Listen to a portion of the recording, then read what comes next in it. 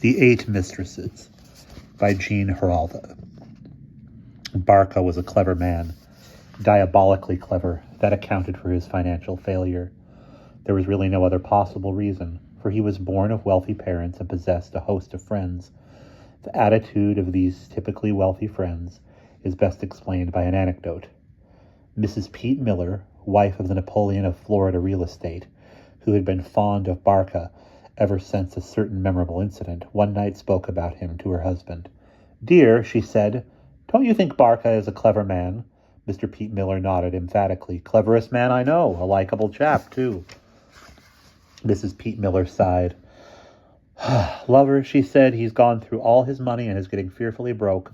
Why don't you take him into business with you? I know." "Not a chance," snorted Mr. Pete Miller. "Why, if I took him in as an office boy, he'd own the business in 3 months, and probably my wife, too." Mrs. Pete Miller blushed for the first time in 15 years. "But, lover," she said. "We'll let it go at that," he said, and they let it go at that. You see, it doesn't do to be too clever. Taking Barca as the classic example, since he was so much more clever than you or I, he was unsuccessful because people knew his brilliance and feared him. Take warning in time, young man, and stop studying Salvador Dali. And so Barca, an outstandingly clever man, found himself with his inherited $2 million almost spent, and with no prospects of renewing it. In desperation, after 20 rebuffs by close friends, he thought of going to John Plutus, the international banker, who was rumored to be in league with the devil himself. Almost neglecting in his haste to purchase his morning gardenia, Barca hurried to the office of the financier. There was, of course, no question about admitting a man of his standing, and he was immediately ushered in to see Plutus in that famous small and barren room through which more than half the money of the world was supposed to have passed. When the customary formalities had been exchanged and Barca had gracefully accepted a cigar, he leaned back easily in his chair and said, "I should like to arrange a loan." "I'd be delighted," said Plutus. "What do you think of putting up as security?" Barca smiled sardonically. "My soul?" Plutus betrayed no surprise. "Oh," he said, "you realize your soul means nothing to me. However, I have a client who is interested in odd things." He rose to indicate that the interview was over. "If you can be here at 7 this evening," he said, "my client will be here then, and you can talk it over with him." Promptly at 7, Barca was shown once more into that famous office where he found Plutus and his client. The client did not look at all like the devil. In fact, he seemed more like Barca himself, except that the complexion was darker, and yes, there was a faint odor of brimstone about. Barca caught himself sniffing and immediately pretended that he had a cold. "I understand that you are in need of money," said the client, who had been introduced as Mr. Satin. "It's not really as bad as all that," replied Barca. "I've had several offers from large corporations, but work bores me and I prefer to mortgage my soul." "According to what I have heard of you, though," said Mr. Satin, "I shall get your soul sooner or later. It really wouldn't be worth any outlay in that case, would it?" He smiled pleasantly. "But you see," replied Barca just as pleasantly, "I have a great deal of mystic in me, and am liable to take orders and enter a monastery at any moment. In fact," he continued, "if I should not manage to mortgage my soul and enjoy this life, I shall certainly save it and enjoy the other." Mr. Satin saw that Barca was a clever opponent and wasted no more time. "I shall let you have all the money you need," he said, "as long as your mistress—" "I presume you have a mistress?" Barca smiled assent. "Then as long as your mistress remains faithful to you. When she once deceives you, your soul belongs to me." "Come now," said Barca, "you take me for a fool. For a life as long as the faithfulness of a mistress, I would not give 2 cents, and certainly not my immortal soul." "I see you are a man of the world," said Mr. Satin. "Very well. You may have 5 mistresses." "10 is my lowest figure," said Barca. The affair was settled at 8.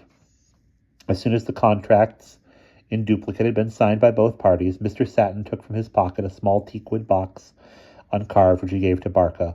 "Always keep this box with you," he said. "When a mistress is unfaithful, it will make a noise like a horse laughing.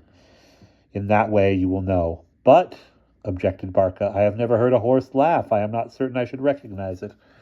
"You will recognize it," said Mr. Satin, and Barca was forced to acknowledge the truth of his words. for just then the box made a noise, and it was undoubtedly a horse laughing. "Your first mistress has been untrue," said Plutus's client. Barca sighed. "It was to be expected," he said. "I have never mistreated her." He rose to go. "I suppose," he suggested, "that you can get me some money soon?" Mr. Satin nodded. "An unlimited account has been opened for you at this bank." Barca smiled approvingly. "How efficient," he said. "Let me have 10,000 then, will you?" Turning to Plutus, a package was handed to him in silence. He tore off the paper wrapper and put the bills into his wallet without counting them. Then, after a final leave-taking, he departed.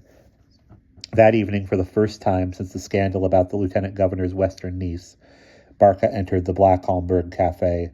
The Black Homburg was the gayest, the maddest, the merriest of les rendezvous de haute society, and here, among the beautiful women gowned in the most delicate whimsies of Paris, and precise black and white men with eyes engaged in acting as much like tailor's shears as was possible within the limits of imagination, he found what he was seeking. It was between the third and fourth sip of his second Pernod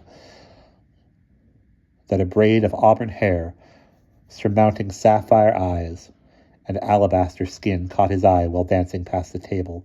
Barca was not a man to mince words or actions. He hastily terminated the fourth sip and tapped the young lady on the shoulder. "How should you like a new sable wrap?" asked Barca. The young lady was equally forthright. "I'd love it," she said. Barca kissed her hand, gave her his card, and left.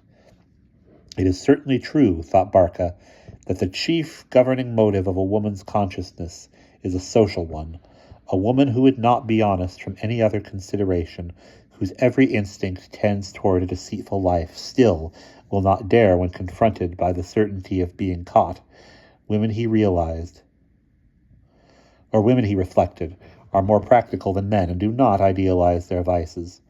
Thus, the very next evening, he told Edna about the marvelous box he possessed. "This box," he said, "is a wonderful thing." "Yes," said Edna, yawning fetchingly. "It laughs like a horse whenever a woman is unfaithful to me." Edna looked suspiciously at the box, which seemed commonplace enough. "So you see," Barca continued, "I shall know as soon as you betray me, and much as it would grieve me, shall be compelled to stop giving you presents." "Why, Mr. Barca," said Edna, "you surely don't think that I—" "Certainly not, my dear." The next day at 2:15 p.m. the box laughed like a horse. When Barca reproached Edna, she chuckled gaily like a little child. "I only wanted to see if it really worked," she said. Barca had certainly made a mistake with Edna, he realized. She felt no responsibility and became a man's mistress. As a sort of game, she had no need to fear discovery, for there were always more men for such a ravishing beauty and such a practical one. So for his third mistress, Barca took a pretty young girl, just out of convent school and filled with ideas about duty and faithfulness. "It is your duty," he told her, "to be true to me, your protector and provider. Always remember that duty is sacred, and do yours as you have been taught in the convent." At the end of a month, she came to him one day. "A young man wanted me to go to his apartment," she said, "but I remembered my duty and told him no." Barca smiled happily and bought her a really magnificent gift. 3 days later, he was awakened from a sound sleep by the frenzied laughter of a horse. "But," she protested, "you told me yourself always to do my duty, and when that nice young man was going to kill himself unless I went to his apartment, surely it was my duty to save his life." She stared uncomprehendingly at the enraged Barca. "They taught us at the convent that it is always one's duty to save a life," she added hopefully. "I did not count on that," Barca said mournfully. "Of course, it is too much for any woman to resist the experienced men of this city. I must find one whom no one will want to seduce." He took the ugliest woman he could find for his fourth mistress. She was so repulsive that he shuddered every time he took her in his arms, and when he made love to her, he was forced to do it in the dark. And 11 days after he met her, he heard the horse laugh. "How is it possible," he asked, "that you have found another lover so soon? You are so ugly that you would make quite a good living by modeling for sculptors of gargoyles." "I did it to prove to you that I am not so ugly as you think," she said, smiling triumphantly.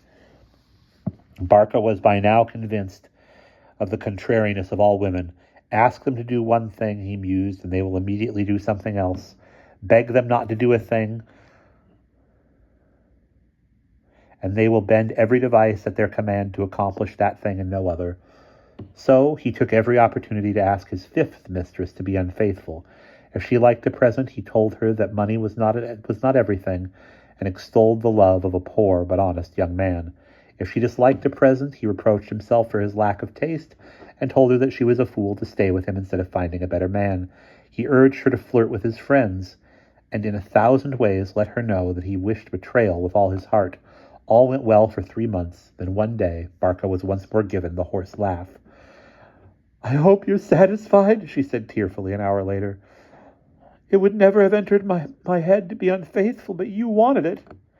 And just to please you, I have made myself vile. Oh, you wretch!" And she began to belabor him and call him names. Barca now realized the futility of all attempts to employ subtlety in dealing with women. Furthermore, he now realized that there is only one inducement that will keep a woman chaste. So he collected his 3 remaining mistresses with amazing rapidity and assembled them all in his apartment. "I am going to talk plainly," he said, "without dragging in morality or discovery or any other abstract ideas. There is only one thing I want to say. I will marry whichever one of you is faithful to me the longest. And you may have it in writing if you wish." With such an inducement, the girls became really good. They shunned temptation as if it were castor oil, and after 5 months, one of them dropped out of the running to marry a millionaire's son who was impressed with her chastity. A week later, while Barca was spending a pleasant evening with one of the remaining 2, he was startled once more by the hoarse laugh. "That certainly came at an embarrassing time," he said. "Come, dear, since you are the only one remaining, let's get married at once." They were married that night by the mayor. 5 days later, as Barca was sitting in his study, reading and smoking his pipe, he heard the box laugh like a horse, and simultaneously Mr. Satin and John Plutus rose through the floor into his room. "Your 8th mistress has been unfaithful," announced Mr. Satin, "and I have come to carry out the terms of our contract." "I don't understand," said Barca calmly. "My 8th mistress was always faithful." "Didn't you hear the horse laugh?" "Oh, yes, but that was my wife, not my mistress." And he showed the marriage certificate. Mr. Satin smiled wanly. "You are a very clever man, Mr. Barca. It is true that a wife is not a mistress. I really admire you and look forward to meeting you again in a few years." And he and Plutus disappeared through the floor in the same manner in which they had come. Barca smiled, closed the Bible which he had been reading, and prepared to go out to midnight mass. And that's the end.